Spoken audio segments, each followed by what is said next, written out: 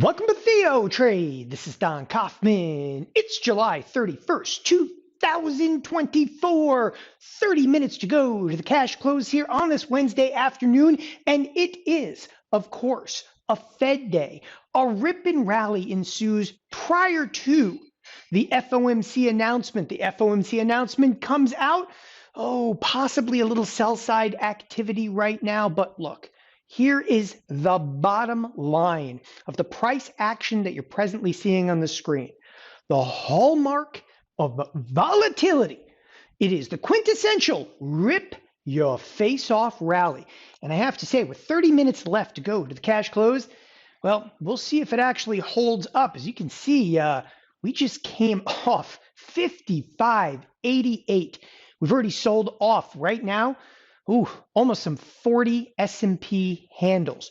So it is real and it is spectacular out there in terms of volatility.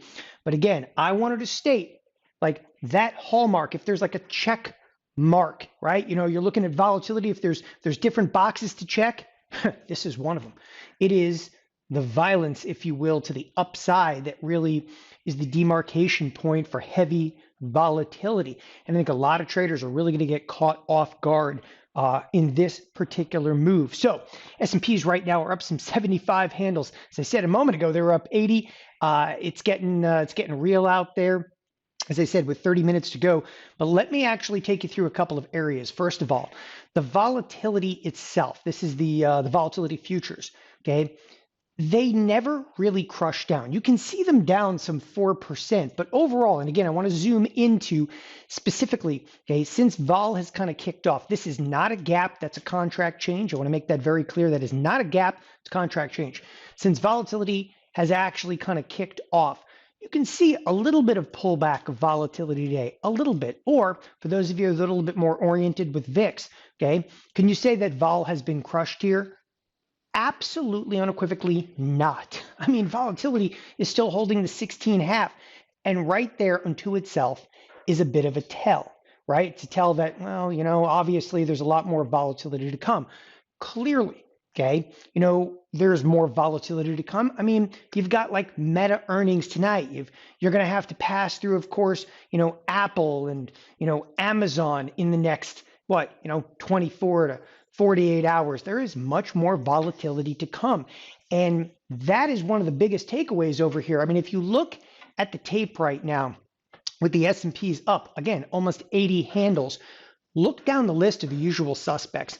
What specifically is the driver, okay, of the entire rally? You can point to financials. Those are actually down on the day. Financials are effectively down on the day. You can turn around and point to the energy sector. It's seeing some sell side activity right now, but it's only up about 0.7%. Remember, the S&Ps are up, 1.4%. You get the NASDAQ good for 2.6%. People, this day, it belongs, okay, to NVIDIA. This is, again, that quintessential rip your face off rally, but it's all NVIDIA. NVIDIA today up to the tune of approximately 12%. It's not just driving the market right now, it is the market. Take a look around it. When I say it is the market, of course, people are going to argue about, well, there's other stocks that are up. Everything pales in comparison, okay? Most of the stocks that are higher are actually on the lagging end of where the S&Ps and the NASDAQ happen to be. And when I'm talking about like lagging end, let me actually bring this up. So if you're looking at NASDAQ, and NASDAQ right now is up 2.6%, you got to recognize, first of all, Microsoft is actually down after its earnings. Apple, okay, it's one of the mainstays in there, but it's only up 1.3%. So Apple's actually a drag to NASDAQ. Apple's actually a drag to the S&Ps. You can bring up Amazon. All right, you got me on Amazon. Amazon right now, though, is only in line with the NASDAQ. If you look at Google, it's massively unchanged in the day. Meta, okay, up to the tune of about 2%, but coming out with earnings, that's going to be a little wild out there. It's NVIDIA, and yes, you definitely have Tesla playing into this, albeit mildly. And the point I'm trying to make with this, just right off the bat, everywhere you look on the screen over here, the conversation piece is, we never even hit high degrees of correlation. I don't care what anybody says. We never hit high degrees of correlation here. What do you have? 70 products to the upside, The best we had at any point today was about 80 products to the upside. There is still defection of the rank. It's still all definitively signs, okay, of some heavy volatility. The bond market is rallying, okay? So is the bond market rallying because the Fed said what? The Fed didn't say anything. All the Fed basically came out and did song and dance. We're going to decide September, okay, when September comes around. So the market right now still believes that a rate cut is coming in September. The market believes a rate cut is coming in September, but Jerome Powell has not really alluded to that, okay, to any stretch of the imagination. But the bonds, so they're rallying right now. Could be rallying on the idea of like it's a rate cut, or they could be rallying on the idea right now that this is duck and cover. You don't know. You simply don't know in this context. You can see sell side activity in the dollar following the Fed. That sell side activity in the dollar has actually brought, of course, the gold contract quite a bit higher. Gold actually breaking out right now, effectively to the upside. So wow, not too far off here of 2,500 gold, which is again, there's some really substantial moves going on inside of the commodity marketplace. But once again, push it all aside. It's all for nothing. Right now, okay, the marketplace today belongs to NVIDIA, and it's a bounce in NVIDIA. In fact, digging deeper into NVIDIA, there's a couple of interesting things over here. When I say that the entire marketplace is dependent upon NVIDIA, I want you to look at auto expected moves. And auto expected moves, NVIDIA, okay, over the last 2 weeks has gotten absolutely clobbered, cracked outside of its expected move, hit the lower edge of expected move last week. Yesterday, outside the lower edge of the expected move, today's rip, okay, we're just over halfway home to the upper edge of that expected move. Now, why do I keep harping on NVIDIA? It's really the only thing. Because NVIDIA, and I'm going to show you this because I think you'll find it quite interesting, NVIDIA, in terms of market cap right now, okay, is just shy of about 2.9 trillion. Now, if NVIDIA has effectively had somewhere in the neighborhood of a 10 to 12% move, which it has, it's up 12.5%. Do you realize, okay, that today's rally, and I want to be crystal clear about this of how influential one underlying happens to be, that today's rally, okay, recovered 300 plus, okay, $billion in market capitalization, meaning that the market cap inside of NVIDIA has risen by $300 billion. Yeah, okay, Don, I see that. It's actually more than that because it's 12.6%. And you're going to say to me, well, who cares? You know why you should care about that? Because I actually ran a quick scan over here. And in this scan, it basically, I looked in the S&P 500. I'm going to be very, very clear about this. I looked in the S&P 500 and I scanned by market cap, and I scanned for everything that was over a market cap, okay, of exactly what? 300 billion. You know what I came up with? There's only 23 products. What I'm actually not just implying, I'm literally saying it. The rally today in NVIDIA, okay, is larger, okay, than everything but 23 companies in the S&P 500. In fact, okay, the rally today it brought enough market cap back to NVIDIA that it's the size of Bank of America, which is a $300 billion company. It's the size almost of Costco, which is a $360 billion company.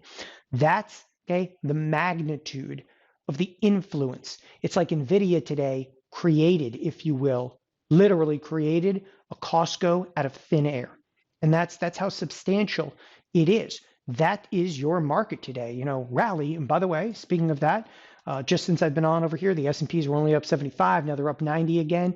It is Mr. Toad's wild ride hitting to this close. And that's exactly what I'm saying over here. It's the hallmark of volatility. It's a rip your face off rally. Now I know a lot of you guys want, very detailed and very forward-looking statements. The best I'll give you right now is levels.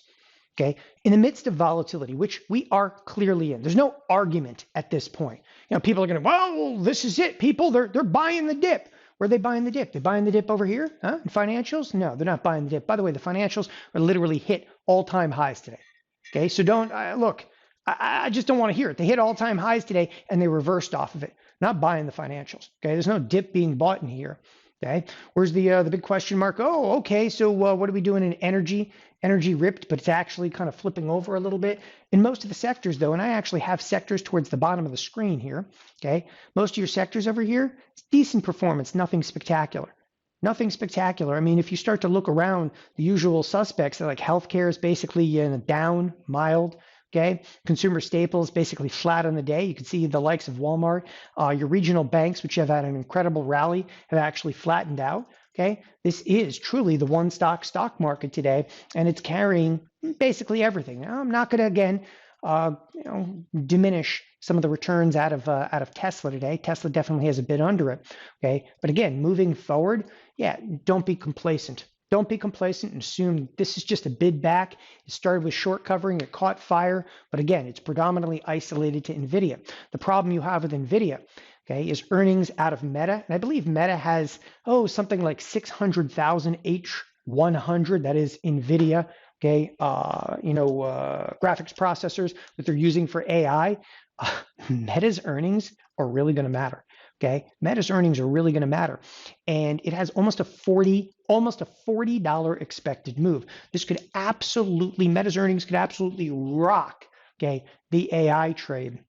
So you're coming into this, okay, and you need to understand, and by the time you actually watch this video, well, Meta's earnings are going to be out, but have no fear because, Amazon and Apple be out tomorrow and change the way you feel about markets quite readily, not to mention the jobs number on Friday. Speaking of which, let's go to the SPX. Let's go to the SPX and just bring up, albeit briefly, just between now and Friday, which you're thinking, the worst of the volatility is over, okay? There's still a $72 move priced in between now, okay, and Friday. You do realize there's only Thursday and Friday left. The entire week had about a $105 expected move. We're still sitting on $70 of movement actually priced in over here. We came very close to hitting the upper edge of the expected move.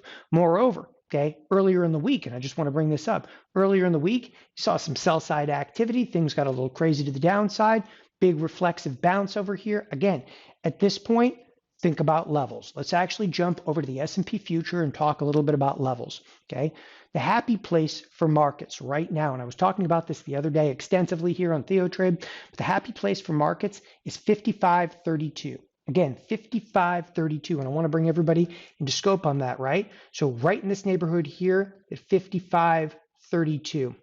I say the happy place. If we're going to have a dramatic pullback, it's not all that dramatic, but if we're going to pull back here after today's close, we're going to pull back and probably sit at the 55.32.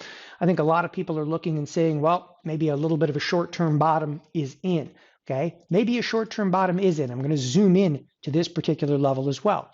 When you've got heavier volatility, all you can do at that point is try to grip on to major levels.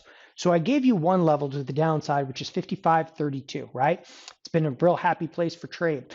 To the downside, though, over here, and I really want you to think about this, okay? To the downside, you're somewhere around, okay, 54.40, okay? I'm not saying that we're going down to 54.40, but I am saying, okay, if we hit it and crack through, okay, I'm going to say this as eloquently as I possibly can, all hell will break loose in this marketplace. Volatility will break loose, things will get absolutely wild. Now, of course, to the upside, what would you look forward to the upside? 56.11. 56.11 has also held pretty tremendous weight into the marketplace. You're going to say, it's not that far up. You're right. The risk reward over here, in my opinion, is highly skewed. There is absolutely upside potential right to this neighborhood of 56.11.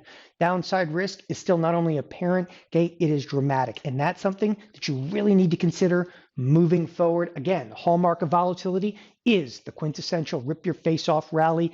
Thanks everybody for joining us here at TheoTRADE. Have a wonderful evening. Bye-bye.